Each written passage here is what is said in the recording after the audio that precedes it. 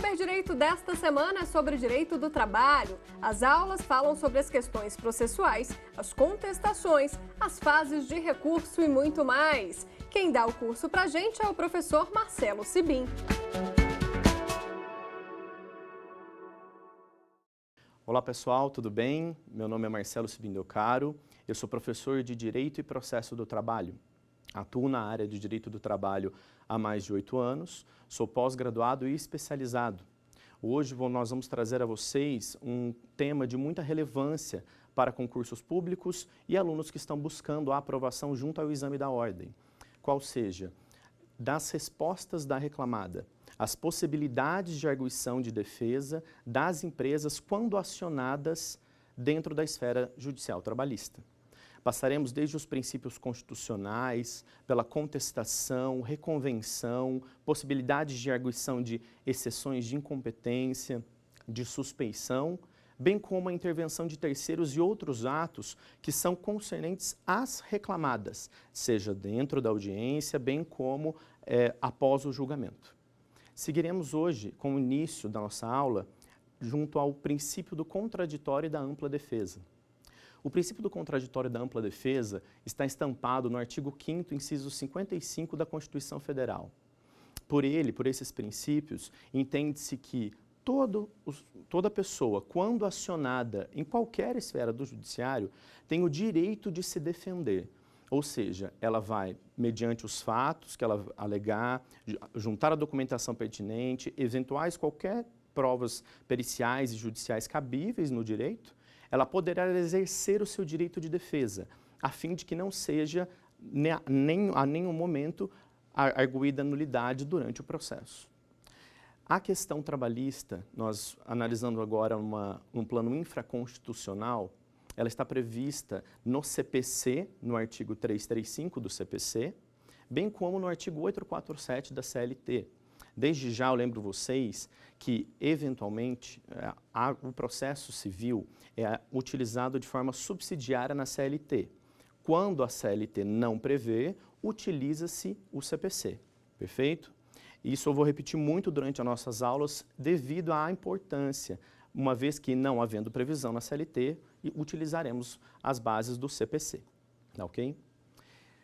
No plano infraconstitucional, como eu disse, até por vias de estudo, o artigo 335 do CPC, ele norteia a contestação no seguinte sentido.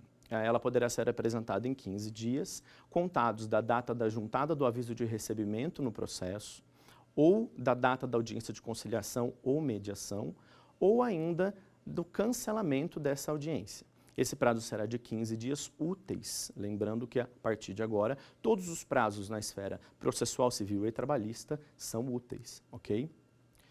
Nesse sentido, a CLT, no artigo 847, prevê a possibilidade de apresentação dessa contestação. O caput do artigo, ele é direto ao afirmar que a contestação será apresentada em 20 minutos dentro da audiência de forma oral, perfeito? Ou seja, o advogado da reclamada, utilizando-se com base o artigo 847 caput, irá apresentar essa defesa em 20 minutos de forma oral. Contudo, a reforma trabalhista veio inovando muitos artigos, foram mais de 100 artigos que sofreram alterações, e alterações de suma importância, como é o caso do 847, uma vez que hoje ele possui o parágrafo 1º, o qual autoriza ao advogado da empresa reclamada a apresentar a sua contestação até a data da audiência de forma escrita. Na prática, utiliza-se muitos advogados utilizam a da juntada dela até 1 hora antes da audiência, a fim de possibilitar que o advogado do reclamante possa ter acesso aos documentos, acesso às alegações, a fim de proceder com a sua réplica, que será alvo de uma próxima aula. A contestação em si, ela geralmente é apresentada de forma escrita, uma vez que há uma grande complexidade. Geralmente os temas alegados em teses de reclamantes possuem mais de 10 teses. E dessa forma, a contestação é complexa para ser feita em apenas 20 minutos. Por isso que na prática utiliza a apresentação da contestação na forma escrita. Nessa situação, como nós colocamos, até para fins de estudo, compete narrar como o CPC de 73 dizia. Lá, as peças alegadas junto à contestação eram todas de formas autônomas. Exemplo, se você, no ato de contestar, fosse apresentar uma reconvenção, uma exceção ou qualquer outra preliminar, teria que ser feita numa peça autônoma. Contudo, por uma questão de economia processual, bem como uma celeridade, o CPC de 2015 nos traz a seguinte situação: todas as arguições de defesa serão feitas na peça de contestação, perfeito? Salvo duas exceções que nós discutiremos mais tarde, nas próximas aulas. Contudo, a questão toda de matéria de defesa, preliminares, prejudiciais, reconvenção, exceções, todas deverão ser arguidas na peça da contestação, perfeito? Tudo numa única vez, e como na CLT não há essa previsão, nós aplicamos o CPC de forma subsidiária, tá?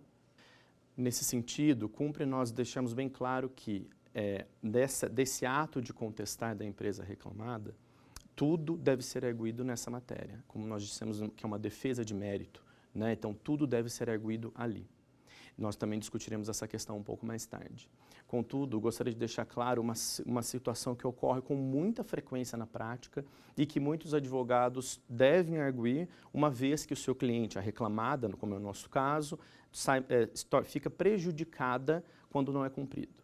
Na Justiça do Trabalho, nós chamamos a citação, como ocorre no processo civil. Na Justiça do Trabalho, a nomenclatura é notificação.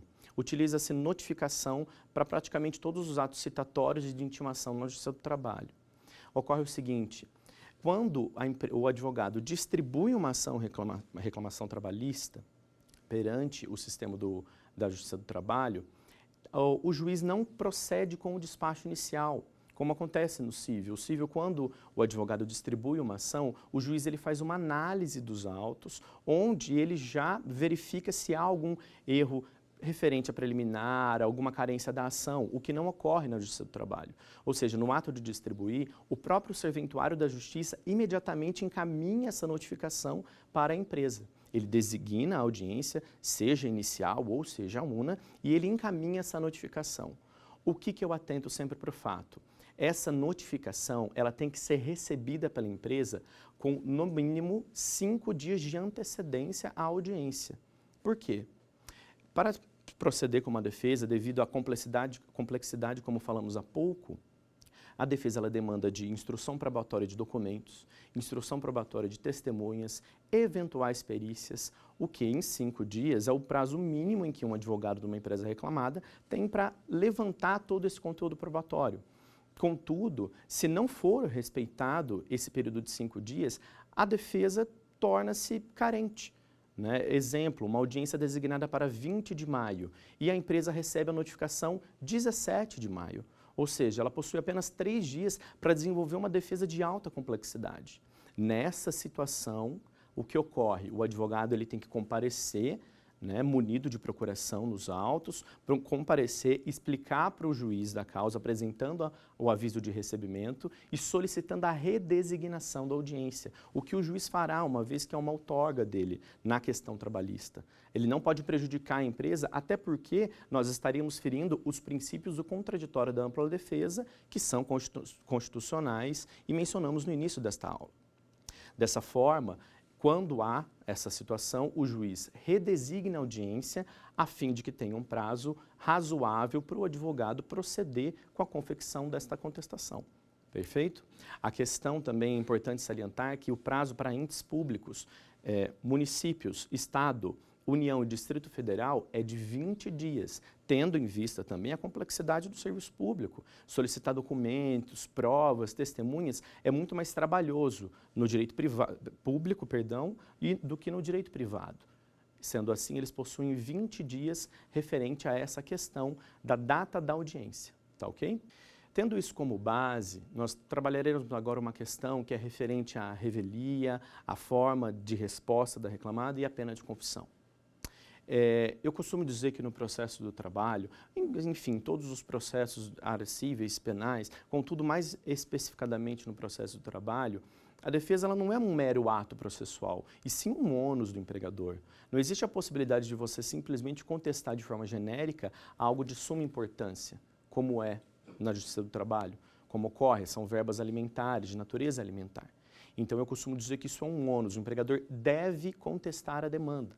Nesse sentido, por que ele deve contestar a demanda? A fim de que não ocorra a pena de revelia.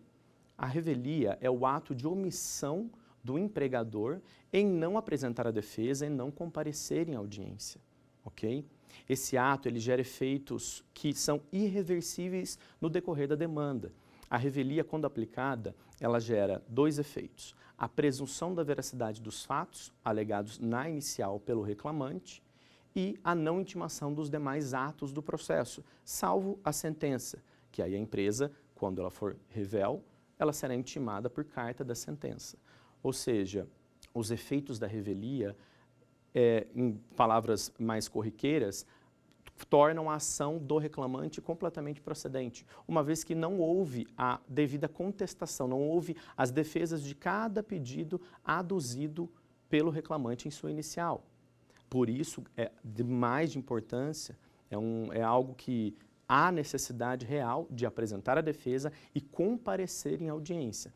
Lembrando que, na audiência trabalhista, como discutiremos mais à tarde, mas fazendo um link com essa situação, o empregador, ele tem que estar presente em audiência, seja na própria figura ou na figura do preposto, ou em qualquer pessoa que ele autorizar, conforme discutiremos mais tarde. Mas tem que haver um representante, não apenas o advogado. Se o advogado comparecer em audiência, apenas ele, munido da defesa, ela será recebida pelo magistrado que estiver presidindo a audiência. Contudo, ela somente será recebida e a audiência correrá, podendo ainda, em sentença, o empregador ser condenado aos efeitos da revelia. E no que tange aos efeitos da revelia, nós falamos sobre a confissão ficta. A confissão ficta é a pena da revelia, vamos dizer assim. Em termos mais corriqueiros, é a pena da revelia. Exemplo, a revelia é o instituto processual da omissão em não comparecer a uma audiência ou não realizar a defesa como devido, como solicitado pelo processo. Já a confissão ficta é o efeito da revelia, a presunção da veracidade dos fatos alegados pelo autor e a não intimação dos demais atos. Perfeito? Essa distinção é muito importante para concursos públicos e também para a OAB. Eu costumo deixar muito bem claro que há diferença entre revelia e confissão ficta, a fim de possibilitar um melhor estudo sobre a matéria. Nesse sentido, referente à revelia, nós falamos das possibilidades em que ela ocorre, como ela ocorre e os seus efeitos. Contudo, existem possibilidades em que, mesmo o empregador não comparecendo em audiência, não ocorre a revelia, conforme o artigo 844 da CLT. O artigo 844 disciplina 4 situações em que não ocorrerão a revelia quando não houver a defesa e o comparecimento do empregador em audiência. Quais sejam? Havendo pluralidade de reclamados, um deles contestar a demanda. Segundo, o litígio versar sobre direitos indisponíveis. Terceiro, a petição inicial não estiver acompanhada de instrumento que a lei considere indispensável à prova do ato.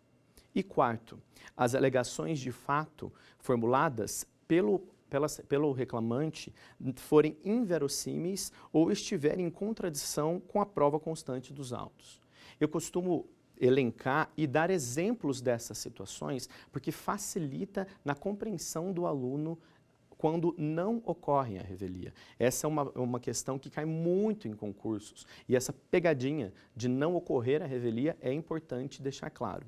Vamos para os exemplos. Exemplo do primeiro, havendo pluralidade de reclamados, um deles contestar a demanda.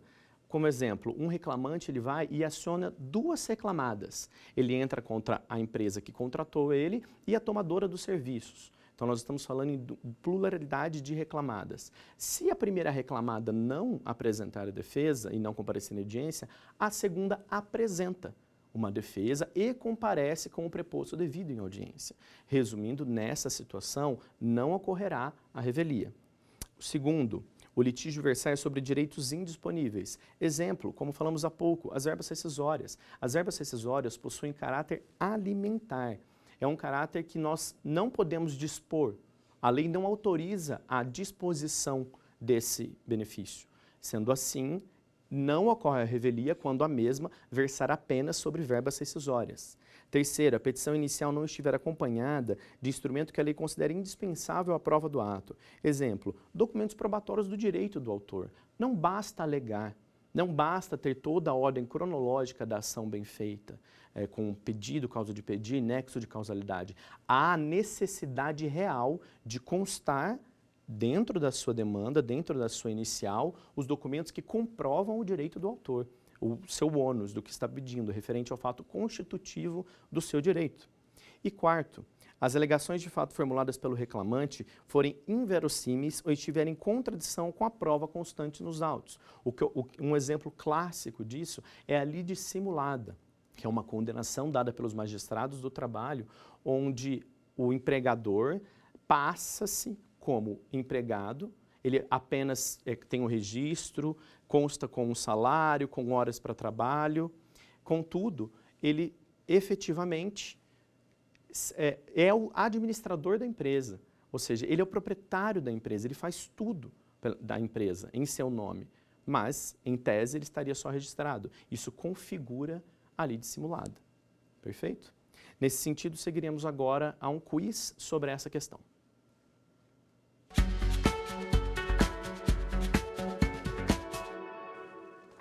Vamos lá. Nos termos da consolidação das leis do trabalho, a defesa no sistema de processo judicial eletrônico A. Deverá ser apresentada antes da audiência. B. Não poderá ser apresentada no prazo de 20 minutos após a leitura da reclamação em audiência. C. Poderá ser apresentada por escrito até a audiência. E D. Deverá ser apresentada no prazo de 15 dias corridos, contados a partir da citação. Poderá ser apresentada por escrito até a audiência. Resposta C. Pessoal, eu costumo sempre explicar os motivos reais das outras não estarem corretas. É uma forma muito boa do aluno aprender o porquê. Vamos lá. Alternativa A, por que a alternativa A está incorreta? Deverá ser apresentada antes da audiência. O artigo 847 da CLT é categórico, ele poderá apresentar.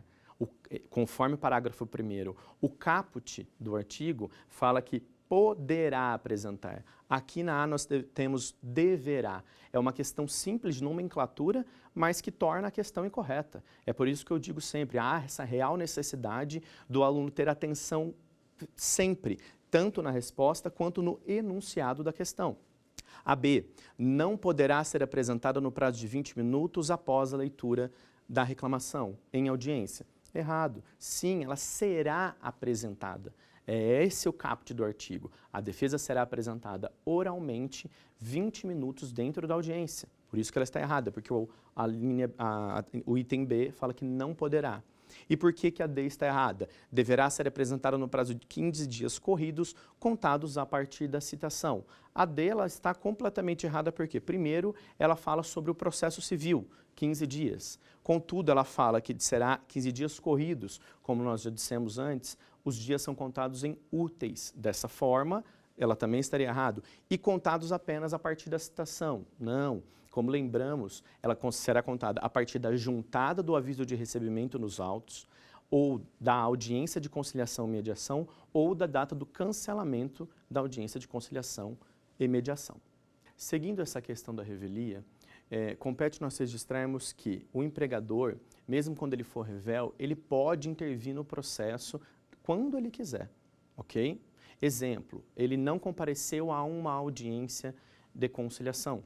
Ele não compareceu a uma audiência inicial, uma audiência una, que delimita o início do processo, ou seja, foi aplicada a ele a revelia. Quando ele não comparece nesse ato, ele pode aparecer, vamos dizer assim, no processo a qualquer momento. Esse processo ele pode estar em segunda instância, em sede de julgamento do recurso ordinário. O empregador receberá esse processo da forma que ele está. Ele pode aparecer no processo e fazer a sua defesa. Contudo, ele seguirá a partir do momento que ele está. Perfeito? Dessa forma, todas as suas alegações restam muito prejudicadas porque, geralmente, quando o empregador comparece no processo, toda a instrução probatória já ocorreu, o que inviabiliza, obviamente, qualquer tipo de defesa em segunda instância ou em qualquer outro momento processual que fuja daquela situação, tá ok? Lembrando que, até para fins de atualização, ocorre uma situação em recentes julgados, os quais falam sobre a impossibilidade de aplicar a revelia perante o poder público. Na nossa opinião, além desses julgados ferirem totalmente o artigo 844, fere também o princípio no que tange à aplicação da CLT. Por quê? A administração pública, num sentido geral, também contrata pelo regime seletista. Eles também possuem esse regime de contratação. Ou seja, a maioria dos funcionários da administração pública, sim, são concursados, possuem outro regimento fora a CLT, mas há várias contratações pelo regime seletista. Sendo assim, como que não incorrerá a revelia para o poder público, sendo que os funcionários que eles contratam são regidos pela CLT? Esse entendimento de suma importância, deixar claro, é uma questão jurisprudencial que deve ser levada em conta e a lei não há previsão sobre isso. Ou seja, até para fins de estudo, há aplicação da revelia para o poder público em geral. Perfeito? Nesse sentido, também cumpre destacarmos uma situação referente aos princípios que nós norteamos para a confecção da defesa de mérito. Quais são? O princípio da impugnação específica e o princípio da eventualidade. Esses dois princípios, eles são norteadores do direito do trabalho, principalmente no que tange à contestação trabalhista. Podemos dizer no seguinte sentido: o princípio da impugnação específica é aquele em que o advogado da reclamada deverá contestar todos os pedidos elencados pelo reclamante na inicial trabalhista, sob pena de, em não contestando, aplicar-se a revelia sobre o tal item. Ou seja, será considerado que o alegado pelo reclamante é devido, uma vez que ele não houve defesa por parte da empresa. Então, mesmo que o reclamante venha com pedidos iniciais que o advogado da reclamada ou o empregador considere absurdos, eles devem ser contestados de forma direta e fundamentada, a fim de viabilizar a defesa. Ok? E em seguida nós temos o princípio da eventualidade, que ele anda muito pareado ao princípio da impugnação específica. O princípio da eventualidade é que, além de contestar todos os itens da reclamação trabalhista inicial, a reclamada deve imediatamente alegar todas as suas teses de defesa. Nesse sentido, ela vai contestar os pedidos e, Excelência, eu tenho esse fato para defender em minha defesa de mérito, para alegar aqui, nesse momento. Por quê? É o único ato, é o único momento em que o reclamado poderá fazê-lo. Vamos dar um exemplo. O reclamante ele solicita verbas rescisórias e adicional noturno em sua inicial. Vamos colocar poucos exemplos para ficar claro. O advogado do reclamante contesta essas verbas rescisórias, contesta o adicional noturno e ainda alega que o funcionário ele cometeu um ato doloso dentro da empresa que gerou um dano. E a empresa solicita esse ressarcimento. Ou seja, pelo princípio da eventualidade, esse é o momento de se alegar. Não existe outro momento. Vamos dar como uma situação real em que a empresa não alega isso em sede de contestação. A instrução probatória corre, a audiência é oitiva de testemunhas, tudo corre normalmente. O juiz, o magistrado, profere uma sentença de primeira instância. No recurso ordinário, que é o recurso cabível a levar a matéria ao tribunal competente, a empresa vem e alega essa questão do ato doloso, em que gerou um prejuízo financeiro para a empresa. O tribunal simplesmente não analisará a matéria, uma vez que, em não sendo alegada tal situação em contestação, precluiu-se o direito. Ou seja, a empresa perdeu o direito de proceder com essa alegação. Então, isso é algo que, na prática, é de extrema importância ser mencionado e também para concursos públicos, uma vez que os princípios da impugnação imediata, bem como o princípio da eventualidade, são norteadores do direito do trabalho. Seguindo também no nosso estudo, falaremos sobre a situação das partes, do conteúdo que a contestação deve ter. Inicialmente, cumpre destacarmos que Na Justiça do Trabalho, nós temos um outro princípio, uma outra situação em que é muito utilizada, que é o ius postulandi. Ou seja, o que é o ius postulandi? É o direito de ação do reclamante ou do reclamado de ingressar na Justiça do Trabalho sem a representatividade de um advogado ou de um órgão sindical. Eu costumo também gravar muito a questão do ius postulandi, que o reclamado também pode. Muitos alunos me perguntam, professor, o ius postulandi, quando eu coloco em provas, professor, o ius postulandi é o direito do reclamante de ingressar na Justiça do Trabalho? É do reclamante e também do reclamado. Isso tem que ficar muito claro. Ambos possuem a possibilidade de ingressar na Justiça do Trabalho sem a necessidade de um advogado. Lembrando que o ius postulandi ele tem limitações, ou seja, o reclamante e o reclamado podem ingressar na Justiça do Trabalho em primeira instância, ou seja, na situação em que o processo se encontra nas áreas do trabalho, bem como no TRT, nos TRTs, onde o recurso ordinário ou um agravo de petição na fase de execução eleva a matéria à segunda jurisdição. E se limita aí, o ius postulandi termina no TRT, sendo que recursos de competência do TST, ações rescisórias e mandado de segurança, haverá sempre a necessidade de um advogado representando o reclamante ou o reclamado, bem como eventual órgão sindical, quando a situação versar sobre o reclamante. Obviamente, nós nunca vamos aconselhar que uma pessoa compareça utilizando o ius postulandi enquanto uma matéria é muito complexa. As matérias arguidas hoje em dia na Justiça do Trabalho demandam muito estudo, capacidade profissional para tanto. Então, nós sempre recomendamos que você procure ou um advogado competente ou mesmo o órgão sindical da sua classe, como acontece muito com os metalúrgicos e os bancários. Lembrando também que na contestação deverá constar alguns itens de extrema importância, os quais são passíveis, inclusive, de despacho do juiz solicitando.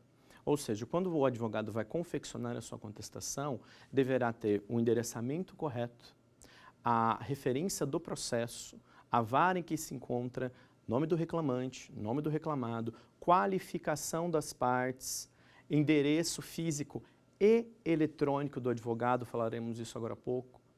Falaremos isso daqui a pouco. Por quê? São itens necessários para que a contestação seja guiada efetivamente ao processo. Tudo bem que hoje em dia nós temos o processo judicial eletrônico, o qual facilita via o peticionamento. Entretanto, o sistema pode ser falho. Há muitos processos hoje em dia. A Justiça do Trabalho, bem como tantas outras justiças, está abarrotada de processos. Então, todas essas qualificações, todos esses itens devem constar, inclusive para facilitar o trabalho do serventuário. Bem como lembrando, na prova da OAB, em segunda fase, é de extrema importância. A ausência do endereçamento ou de itens que constem no enunciado ocasionem perda de pontos para o cômputo final da aprovação. Dessa forma, sempre atentar para esse fato, referente a todos os itens que devem ser colocados na contestação. E nesse sentido, como eu falei há pouco, referente ao endereço físico e eletrônico do advogado da reclamada, mesmo do reclamante, é importante constar porque, atualmente, a Justiça do Trabalho, desde uma alteração na lei em 2006, já é permitida. Contudo, agora com a reforma ficou muito mais evidente. As intimações, intimações sobre todos os atos poderão ser feitas pelo endereço eletrônico, ou seja, pelo e-mail do advogado. Dessa forma, isso dá muito mais celeridade processual, economia para os tribunais, o que, consequentemente, melhora a situação de todo um contexto jurídico trabalhista. Sendo assim, é de extrema importância constar essa questão do e-mail. Perfeito? Lembrando que, mais uma vez, nós costumamos falar em citação, no processo civil, na Justiça do Trabalho, tudo temos sobre notificação. O termo utilizado é notificação. E fazendo uma referência sobre essa situação que eu coloquei, das intimações via e-mail, a notificação é o único ato que não se pode. Ou seja, a notificação da empresa, até então, até esse momento, ocorrerá de via física. mediante um aviso de recebimento, uma carta enviada à empresa. A notificação da audiência inicial ou UNA nunca poderá ser por e-mail, ok? Passaremos agora a mais um quiz sobre a matéria discutida neste momento.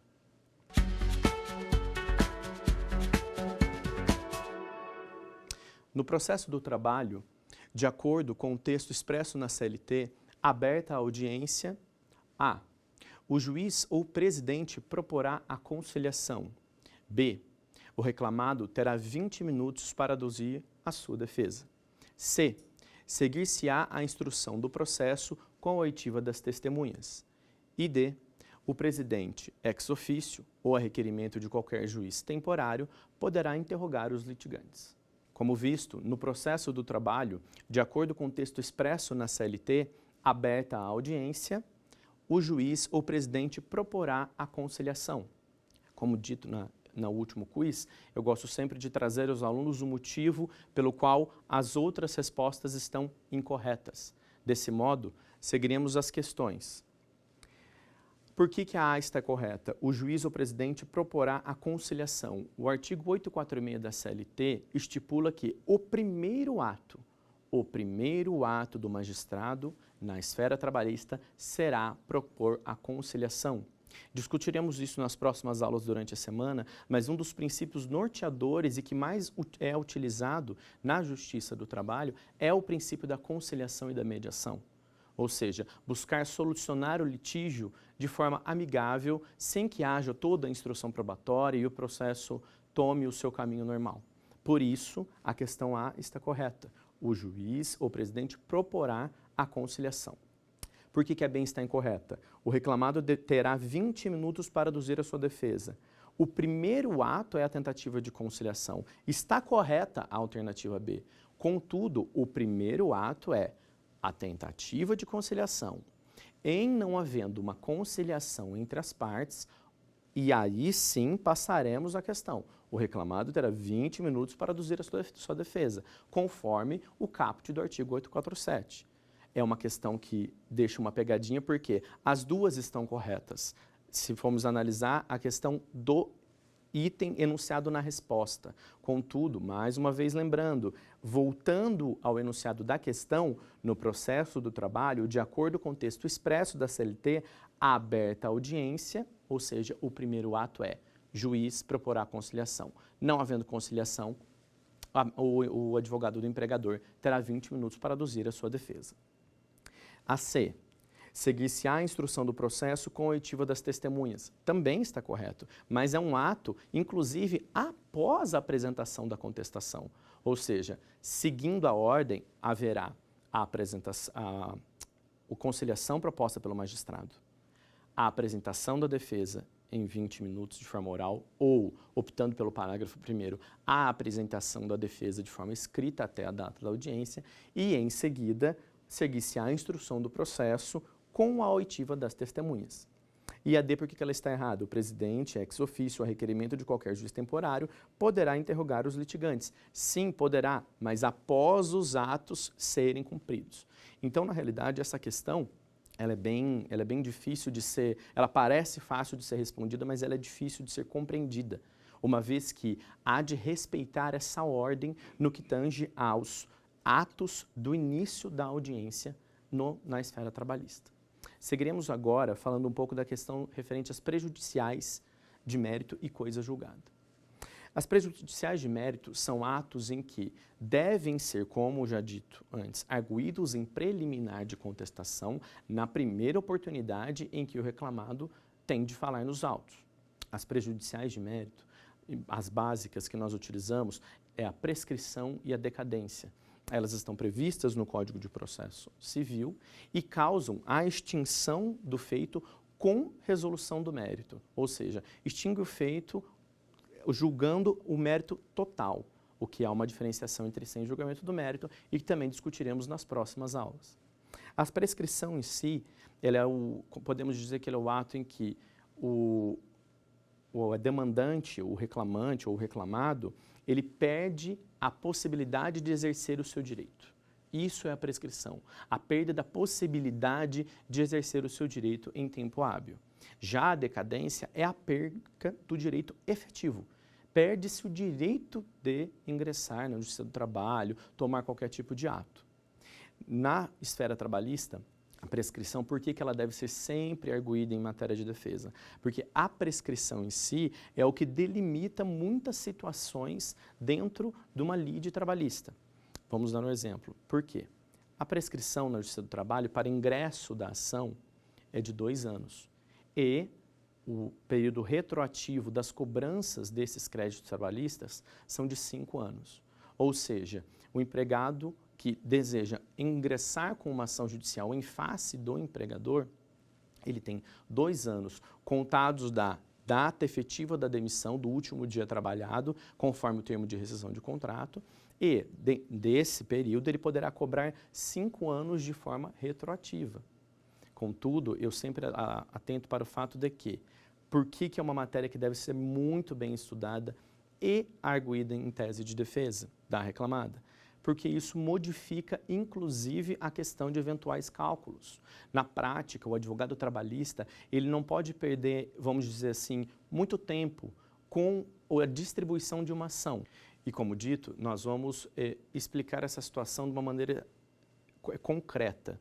Por que o advogado não pode demorar a distribuir essa ação? Vamos dar um exemplo. Um funcionário ele foi demitido no dia 1º de fevereiro de 2017.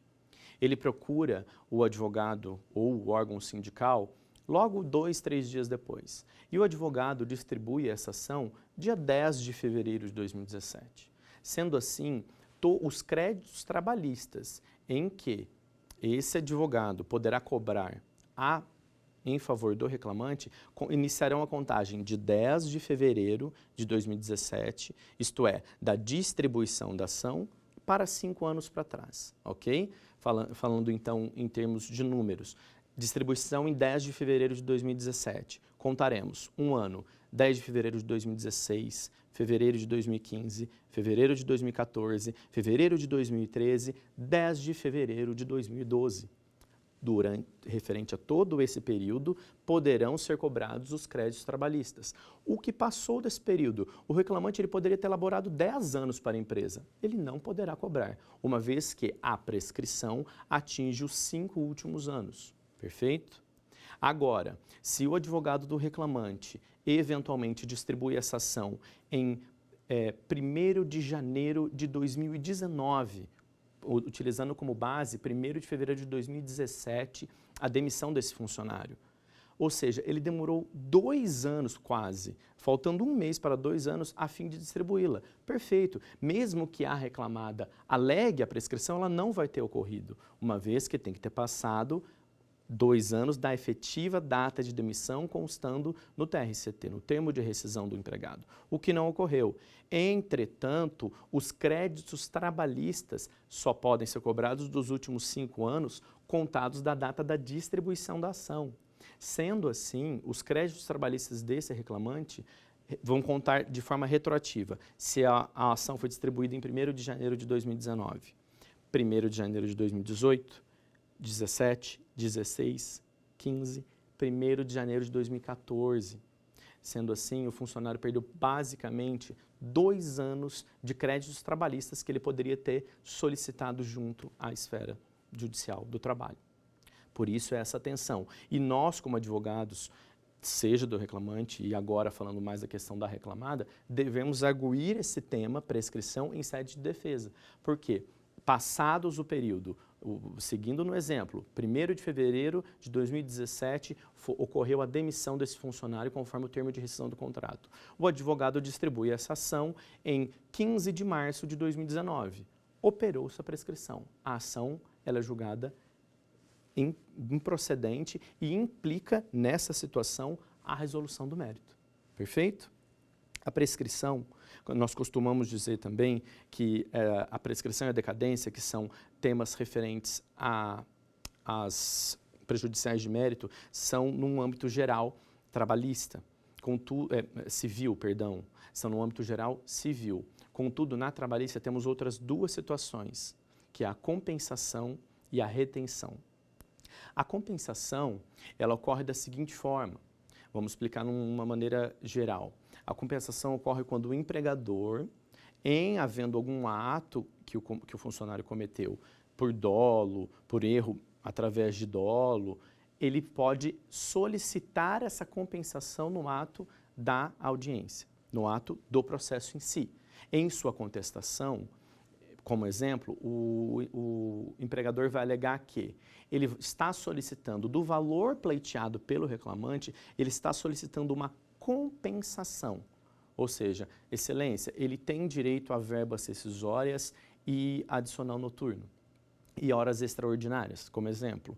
Então, ele tem direito a esses 3 itens conforme ele está pleiteando. Contudo, através de dolo, porque ele quebrou uma máquina dentro da empresa no valor de R$10.000. Resumindo, eu solicito uma compensação do que efetivamente restou provado pelo dolo do funcionário dentro da empresa, quando da relação de trabalho.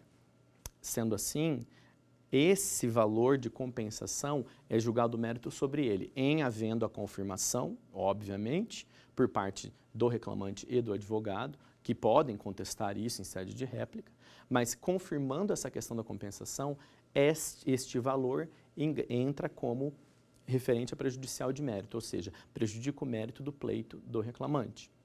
Já a retenção, ela tem um caráter um pouco diferente. A retenção, ela ocorre quando o empregado deixa de cumprir algum ato o qual deveria.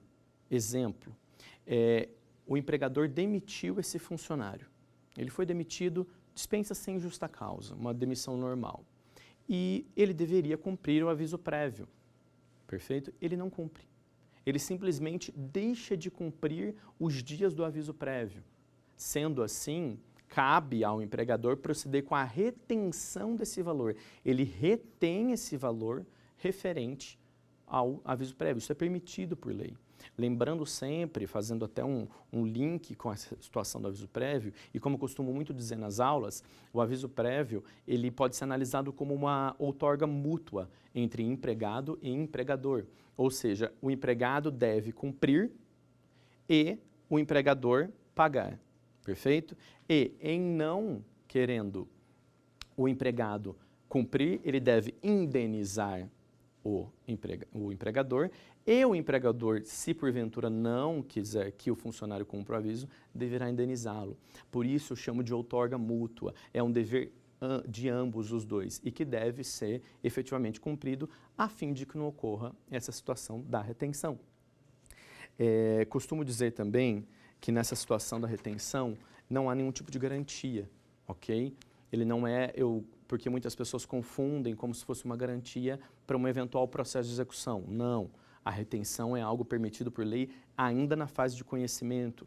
Todos essas prejudiciais de mérito, como eu disse, prescrição, decadência, compensação e retenção, são arguídas na primeira oportunidade que se falar nos autos. Qual é a primeira oportunidade das reclamadas de falar nos autos? Na contestação, ok? Sendo assim, como ocorre na fase de conhecimento, deverá ser arguída neste momento. Perfeito? Passaremos agora a mais um quiz referente à questão dada em aula.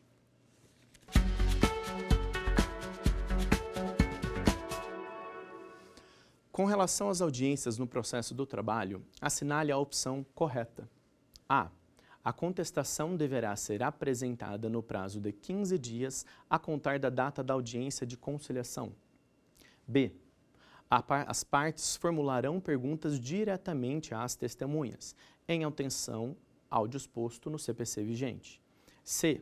Após o interrogatório pessoal dos litigantes, a instrução processual poderá prosseguir sem as partes, permanecendo seus representantes. E D. As partes, ao comparecerem em audiência, devem estar acompanhadas de seu procurador ou defensor público. Passaremos agora à resposta dessa questão. C. Após o interrogatório pessoal dos litigantes, a instrução processual poderá prosseguir sem as partes, permanecendo os seus representantes. Como já explicado, nós vamos motivar a questão do porquê as outras respostas estavam erradas. A. A contestação deverá ser apresentada no prazo de 15 dias a contar da data da audiência de conciliação.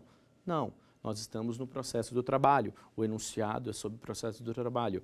Essa situação é exatamente como ocorre no artigo 335 do Código de Processo Civil. A contestação deverá ser apresentada no prazo de 15 dias a contar da data da audiência de conciliação ou da juntada do AR ou da data de cancelamento desta audiência, para fins de estudo. A B. As partes formularão perguntas diretamente às testemunhas, em atenção ao disposto no CPC vigente. Não, isso é letra de lei, artigo 820 da CLT, inquiridas pelo juiz ou pelo presidente. Sendo assim, as testemunhas, as perguntas são feitas pelos advogados, tanto do reclamante quanto da reclamada, direcionadas ao juiz, ao presidente daquela audiência, perfeito? E ele procede com a inquirição, com a pergunta à testemunha. Artigo de lei direto, artigo 820 da CLT. A C, por que ela está correta? Após o interrogatório pessoal dos litigantes, a instrução processual poderá prosseguir sem as partes, permanecendo seus representantes. Isso é uma questão prática, isso ocorre na prática dentro do âmbito de uma audiência trabalhista. Ou seja, colhido o depoimento do reclamante, colhido o depoimento do reclamado, os quais têm que ser, obviamente, sem a oitiva de um ou outro, ou mesmo ocorrendo a dispensa desses depoimentos, conforme nós trataremos em próxima aula, toda a instrução probatória, todo o conteúdo probatório poderá seguir tranquilamente sem a presença dos litigantes, apenas de seus representantes. E as testemunhas após ouvidas, elas também são retiradas da audiência. E a D. As partes, ao comparecerem à audiência, devem estar acompanhadas de seu procurador ou defensor público. Não, nós falamos agora há pouco que há possibilidade, através do ius postulandi, da parte comparecer em audiência trabalhista sem o seu representante. Lembrando sempre, limitações do ius postulandi. Reclamante e reclamado podem fazer. Comparecer em audiência da primeira instância, varas do trabalho, TRTs, segunda instância, apenas. Recursos de competência do TST, bem como o mandado de segurança e ação rescisória, há real necessidade da presença de um representante, advogado ou órgão sindical. Perfeito? Seguiremos agora sobre a questão da defesa de mérito. A defesa de mérito, nós costumamos dizer que após essas questões prejudiciais, após essas análises iniciais da contestação, nós passaremos agora à situação em que essa defesa deve ser efetivamente feita. Como dito anteriormente, os princípios da impugnação específica e da eventualidade norteiam principalmente as defesas das reclamadas, ou seja, a defesa de mérito em si, ok? Aplicando subsidiariamente o CPC, nós temos que dizer que nós costumamos fazer o quê? Trazer defesas em que, efetivamente, o empregador alegue e que desconstitua o direito do reclamante. Podemos dizer que essas defesas, conforme o CPC, são de 3 formas. Alegando efetivamente alguns fatos como fato impeditivo, fato modificativo ou fato extintivo do direito do reclamante. Perfeito? Dizemos na seguinte linha de raciocínio, até por uma questão de exemplo, um fato impeditivo do direito do autor. O empregado, ele alega ter sido demitido, porém o empregador alega a despedida por justa causa, o que inviabiliza o pagamento de todas as verbas rescisórias. Ou seja, ele pleiteou a questão que ele foi demitido, alegando que ele não recebeu as verbas rescisórias. Contudo, em sede de contestação, apresenta-se a despedida por justa causa, o que inviabiliza o recebimento das verbas rescisórias. Fato impeditivo do direito do autor. Em seguida, um exemplo de fato modificativo. O empregado pede o pagamento de comissões. Comparece o empregador em juízo e informa que as comissões foram ajustadas para pagamentos a prazo. Sendo assim, modifica o direito. Ele tem o direito às comissões, perfeito, conforme o exemplo, porém elas seriam pagas de forma a prazo, o que é permitido através de acordo ou convenção coletiva ou em contrato individual direto com o empregado. Sendo assim, houve uma modificação do direito pleiteado por ele em sede de inicial trabalhista. E terceiro, o fato extintivo. O empregado, vamos dar o exemplo, o empregado alega que realizou e não recebeu as horas extras. O empregador comparece em juízo e apresenta o pagamento de toda a jornada suplementar. Dessa forma, o fato do empregado solicitar essas horas extraordinárias, o advogado do empregador vem e fala, não, elas existiram. É incontestável que elas existiram. Contudo, segue os comprovantes de pagamento. Ou seja, extinguiu qualquer possibilidade do direito do autor.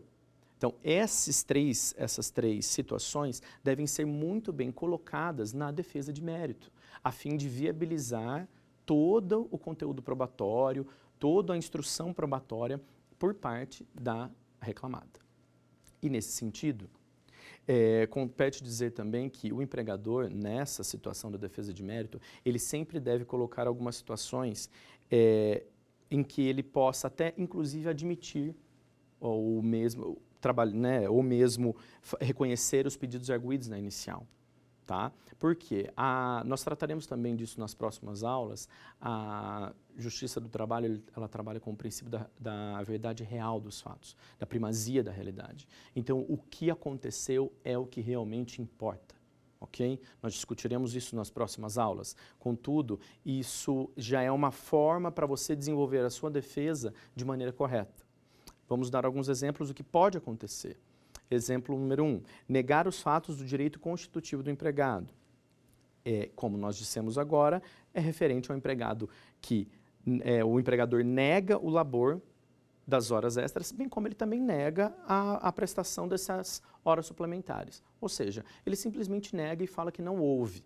E, eventualmente, o seu conteúdo probatório caberá ao advogado. Num segundo exemplo, o empregador reconhece os fatos arguidos na inicial e suas consequências jurídicas. Ou seja, ele reconhece que ele dispensou o empregado, contudo, ele não pagou as verbas por falta de numerário, por falta de situações da empresa que impediram.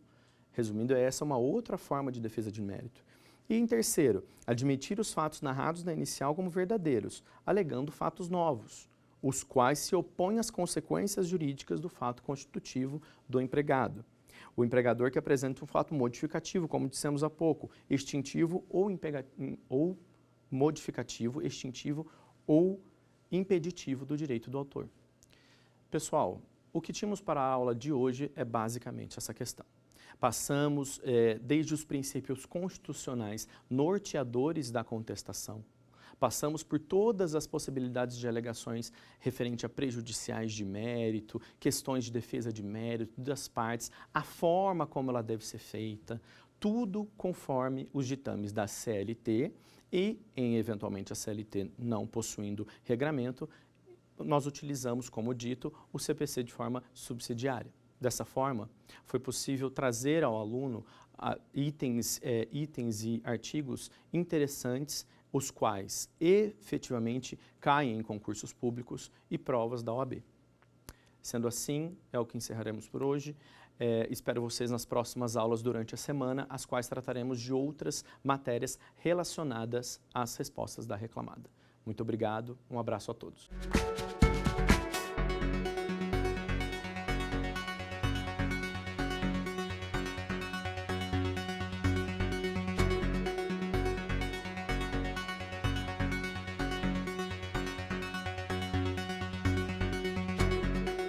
Quer dar uma sugestão de tema para os cursos do Saber Direito? Então mande um e-mail para a gente, saberdireito@stf.jus.br, ou entre em contato pelo nosso WhatsApp.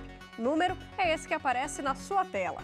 Você também pode estudar pela internet. É só acessar tvjustiça.jus.br ou rever as aulas no nosso canal do YouTube, TV Justiça Oficial.